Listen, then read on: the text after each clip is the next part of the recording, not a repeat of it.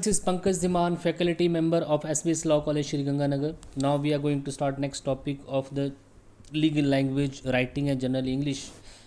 This is again essay in English. तो कुछ essays हैं इंग्लिश में, इनको मैं आपको एक्सप्लेन कर दूंगा.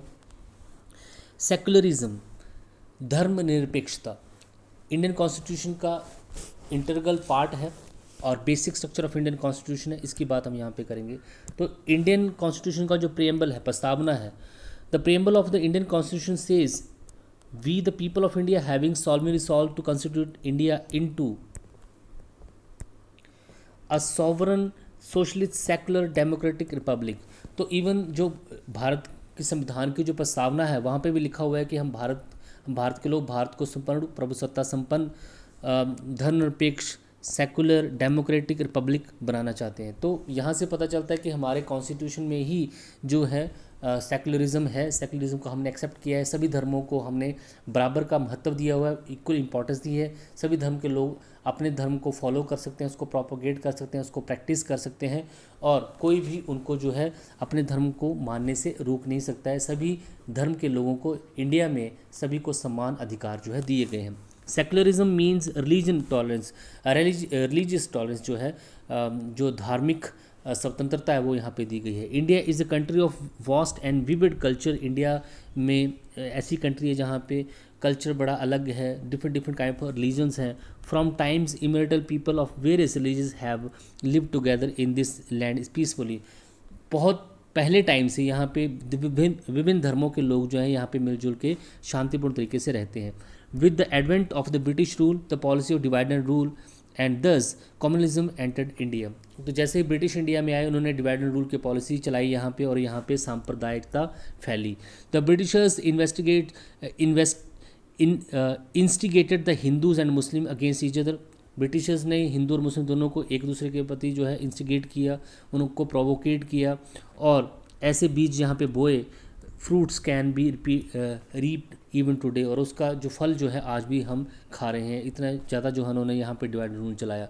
Although still we stand united, हालांकि अभी भी हम यूनाइट हैं, इकट्ठे हैं, लेकिन हम भूल नहीं सकते पाकिस्तान को जो कि क्रिएट हुआ था ड्यू टू द हिंदू मुस्लिम. बाबरी मस्जिद यहाँ पे डिस्ट्रॉयड, हिंदू और मुस्लिम काफ़ी ज़्यादा मारे गए. All this shows the religious superiority over others. तो यहाँ से पता चलता है कि धर्म निरपेक्षता कितनी ज़रूरी जो है हमारे देश में है. टुडे कॉमन राइट्स, जितने भी जो सांप्रदायिक दंगे होते हैं, have become the order of the day. ये आज जो है बहुत कॉमन हो गए हैं. And this is the because we are credulous enough to believe what we are told by people and took only for the fulfilment of their own interest. तो यहाँ पे जो है लोगों की गलत सोच के कारण ये सब कुछ यहाँ पे हुआ है. Our age old brotherhood is suffering.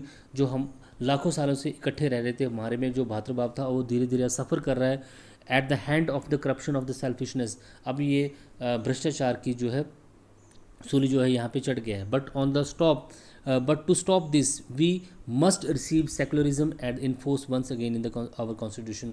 तो इसीलिए जो है इसको इंडियन कॉन्स्टिट्यूशन में जो है धर्मनिरपेक्षता को ऐड किया गया है. इंडिया एक डेमोक्रेटिक कंट्री है which gives its citizen all liberties including the liberty to choose follow any religion. The right of religion is a fundamental right guaranteed and protected by the constitution, and under the all citizens are free to choose, follow, propound and religious. तो India एक democratic country है और यहाँ पे हर एक citizen को जो है सब बराबर की लिबर्टी दी गई है कि वो किसी भी धर्म को फॉलो कर सकता है.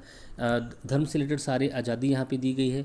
फंडामेंटल राइट गारंटेड किए गए हैं कॉन्स्टिट्यूशन में और उनको प्रोटेक्ट किया गया है. ऑल सिटीजन को ये दिए गए हैं. हर सिटीजन को ये बोला गया है कि वो अपनी मर्जी का कोई धर्म चूज़ कर सकते हैं, फॉलो कर सकते हैं, उसको प्रोपोगेट जो है कर सकते हैं. दे कैन रीड स्क्रिप्चर्स, वो धार्मिक किताबें पढ़ सकते हैं. एंड इवन स्प्रेड देम, और उनको जो है आम लोगों तक जो पहुंचा सकते हैं. सभी को जो है अपने धर्म का विस्तार और प्रचार करने की आज़ादी यहाँ पे दी गई है. No one has the right to insult the hurt and religious sentiments of other. किसी को ये अधिकार नहीं है कि वो दूसरे की धार्मिक भावनाओं को जो आहत करे और make discrimination on the such grounds, और इसके बेसिस पे कोई भेदभाव करे. As educated people we all understand this. We also understand that no maintain our integrity, we must all live together. As a educated person सभी को ये पता है कि हमें इकट्ठा रहना है और हमें जो है कोई भी यहाँ पे तोड़ नहीं सकता, और हमें लिव टुगेदर यहाँ पे करना है, वर्क टुगेदर करना है और एडहेंस टुगेदर, और आगे ऐसे ही बढ़ना है। While following are on religious we must respect the, अगर हम अपने धर्म को फॉलो कर रहे हैं तो हमें ये भी ड्यूटी है कि हम दूसरों के धर्म को भी वहाँ पे रिस्पेक्ट करें।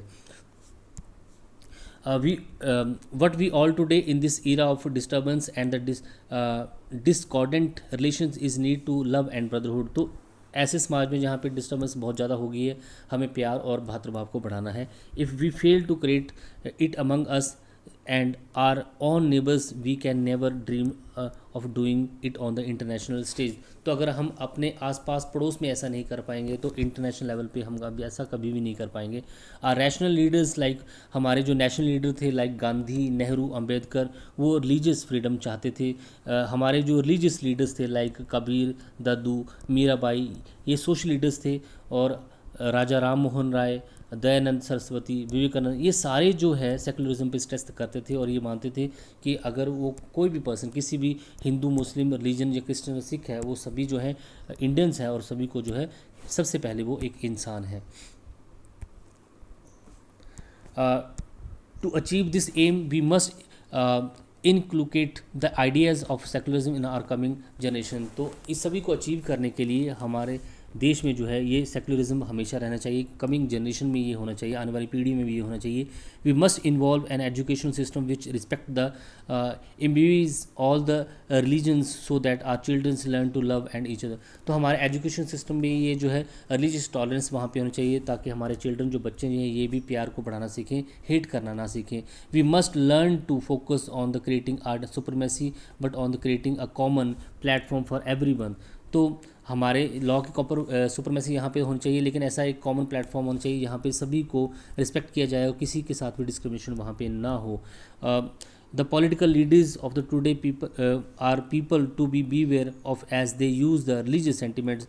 जो हमारे पॉलिटिकल लीडर्स होते हैं वो अपने पर्सनल फ़ायदे के लिए, अपने ऑन एंड्स के लिए जो है हमारी यूनिटी को डिस्ट्रॉय कर रहे हैं। We must have faith in ourself, हमें अपने में विश्वास रखना चाहिए, हमें इकट्ठा रहना चाहिए। We must faith in the secularism, हमें धर्म निरपेक्षता विश्वास करना चाहिए। बिकॉज यूनाइटेड आर स्टैंड, अगर हम इकट्ठे हैं तो हम खड़े हैं, और डिवाइड वी फॉल, अगर हम टूटे तो हम गिर जाएंगे। ये जो है यहाँ पे आपके पास एक ऐसे है सेकुलरिज्म पे। सेकंड आपके पास यहाँ पे the positions of the president of the Indian constitution. तो इंडियन कॉन्स्टिट्यूशन के अंदर जो हमारे राष्ट्रपति हैं उनकी क्या पोजीशन है। तो कॉन्स्टिट्यूशन के अंदर प्रेसिडेंट एक बहुत ही इंपॉर्टेंट जो है पोजीशन है, हमारा फर्स्ट सिटीजन होता है प्रेसिडेंट। हालांकि जो प्रेसिडेंट हमारा जो वो एक सिर्फ नॉमिनल हेड है, लेकिन कोई भी काम इंडिया में, चाहे किसी की अपॉइंटमेंट हो, चाहे क्या पार्लियामेंट में जॉइंट सेशन को एड्रेस करना हो, या डिफेंस का लीडर हो, या फिर कोई भी बिल पास करना हो, या फिर कोई लॉ पास करना हो, सभी में प्रेसिडेंट का बहुत इंपॉर्टेंट रोल यहाँ पे है। The fathers of the Indian constitution choose for us the system of parliamentary democracy. तो जो भारतीय कॉन्स्टिट्यूशन जिन्होंने बनाया है, जो हमारे पितामह हैं कॉन्स्टिट्यूशन जिन्होंने बनाया है, जैसे भीमराव अम्बेडकर, उन्होंने इंडिया को पार्लियामेंट्री डेमोक्रेसी बनाया है विद द मिनिस्ट्रियल रिस्पॉन्सिबिलिटी, जहाँ पे मिनिस्टर्स को रिस्पॉन्सिबिलिटी दी गई है जो कि लोग उनको चुनते हैं in the Lok Sabha. India stand unique for and it is only has the parliamentary policy but it also has a republic. तो इंडिया में पार्लियामेंट्री पॉलिसी हुए है, मीन्स कि यहाँ पे जो लोगों के प्रतिनिधि होती हैं वो लोकसभा में बैठ के लोगों की समस्याओं को वहाँ पे बताते हैं। साथ के साथ इंडिया की रिपब्लिक भी है, क्योंकि यहाँ पे जो प्रेसिडेंट होता है, जो देश का मुखिया होता है, हेड ऑफ द स्टेट जो होता है, वो भी इलेक्शन के थ्रू यहाँ पे आता है।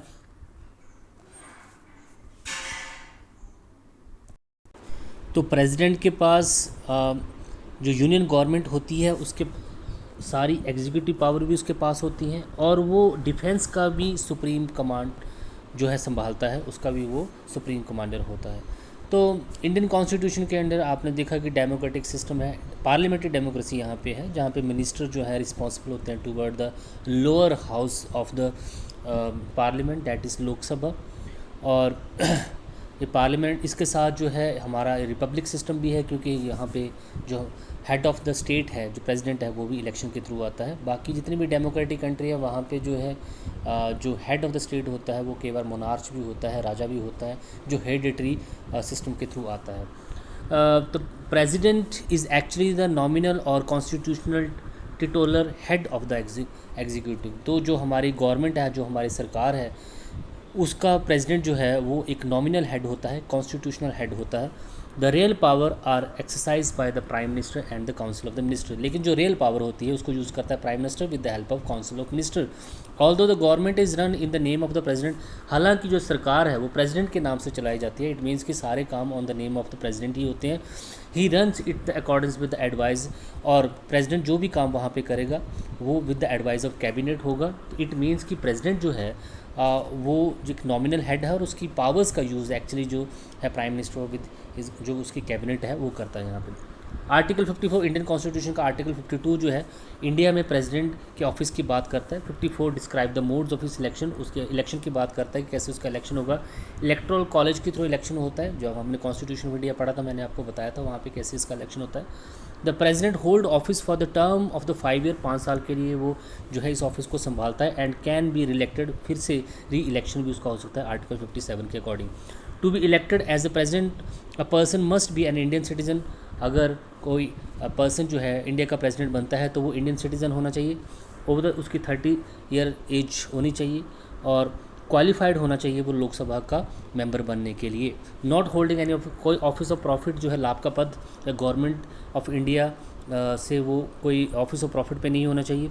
And he should not be the member of the Indian parliament और एनी स्टेट, और किसी भी इंडियन पार्लियामेंट का और किसी भी स्टेट लेजिस्लेचर का वो पार्ट भी नहीं होना चाहिए, विधान पालिका का वो पार्ट नहीं होना चाहिए। The positions of the president in the Indian constitution, one of the highest honour, सबसे बड़ा हाइस्ट पोस्ट है, हाइस्ट ऑनर है। फर्स्ट सिटीजन ऑफ इंडिया भी होता है, डिग्निटी भी होती है और प्रेस्टीज भी होती है। He is the head of the state and it would be wrong to consider him a nominal head. वो स्टेट का हेड है तो इसके लिए उसको हम नाम मात्र का मुखिया कहना जो है वो गलत होगा।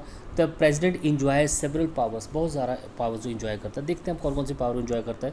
The president is the supreme executive head of the state, तो स्टेट का जो हेड होता है वो एक्चुअल में प्रधानमंत्री नहीं होता है, वो प्रेसिडेंट होता है इंडिया की बात करें तो।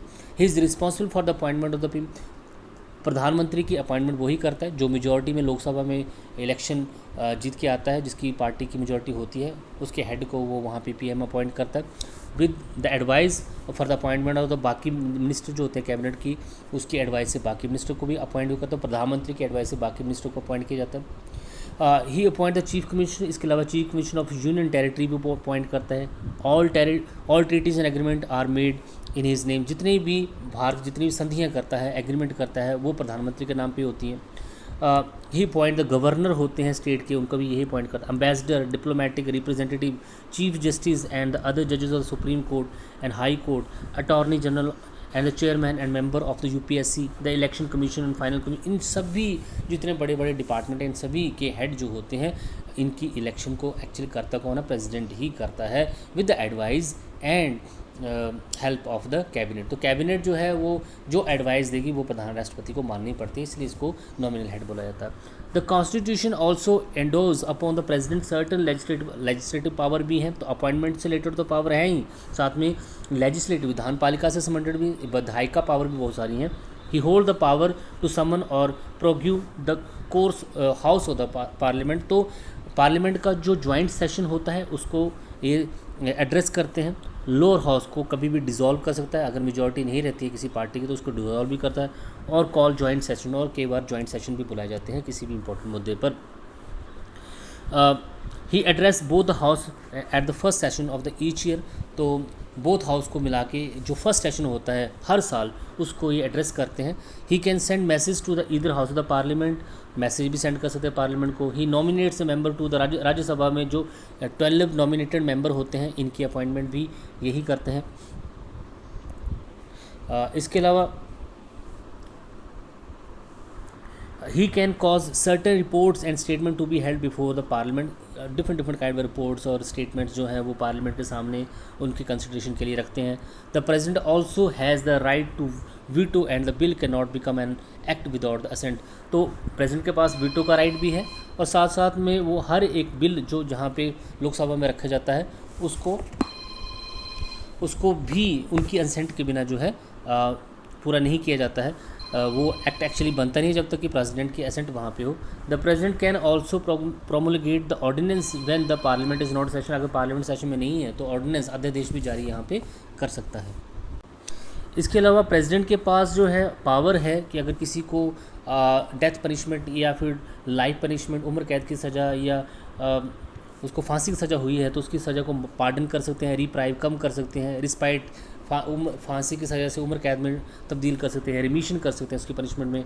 He can remit the sentence of any person convicted of any offence. किसी भी पर्सन जिसको कन्विक्ट मान लिया गया है, जिसको दोषसिद्धि जिसकी हो गई है किसी अपराध में, उसको वो माफ़ भी वहाँ पे कर सकता है।